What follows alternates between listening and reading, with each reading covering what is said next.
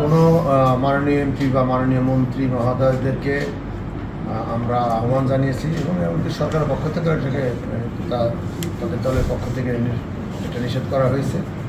আমরা কিছুদিন আগেই ঢাকায় জেলা প্রশাসক এবং পুলিশ সুপার এবং সরকারের যারা সচিব রয়েছেন এ সংক্রান্ত, তারপরে ঊর্ধ্বতন কর্মকর্তা আছেন বাহিনীর, তাদের সবার সাথে সভা করেছি।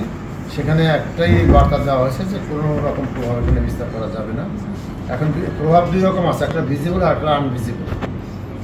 এখন ভিজিবল প্রভাব যেগুলো দেখা যায়, যদি উনি প্রার্থীর সাথে কোথায় প্রচারণা অংশগ্রহণ করেন বা প্রার্থী সভা করছে সেখানে উপস্থিত থাকেন, অথবা উনি টেলিফোনে অথবা ভিডিও বার্তা পাঠাচ্ছেন তার পক্ষে, এই ধরনের যেগুলো ভিজিবল, সেই ধরনের কিছু হলে সেটা আমাদের যে আচরণ বিধিমালা আছে সেই অনুযায়ী ব্যবস্থা হবে। এবং ইতিমধ্যে আমরা কিন্তু অনেক জায়গায় ব্যবস্থা নিচ্ছি, আপনারা মিডিয়ার মাধ্যমে আপনারা তা প্রচার করেছেন এবং দেশের মানুষ জানতে পেরেছি। তো বড় দলগুলোর তো ওইভাবে প্রভাব নাই। যে প্রভাবটা হলো সেটা হলো যে দলীয়ভাবে তো আপনারা জানেন যে বিএনপি নির্বাচনে অংশগ্রহণ করছে না, তাদের সমর্থক অনেকে প্রার্থী হয়েছেন, অর্থাৎ দল থেকে তো তারা তো সমর্থন পাচ্ছেন না। দুই আওয়ামী লীগের পক্ষ থেকে যেটা হয়েছে সেটা আওয়ামী লীগ থেকে দল বলছে তারা দলীয়ভাবে কোনো নির্বাচন করবে না, এটা ইন্ডিভিজুয়াল নির্বাচন করতে হবে স্বতন্ত্রভাবে, অথবা সেখানেও দল থেকে কোনো কাউকে কোনো সমর্থন দেওয়া হচ্ছে না।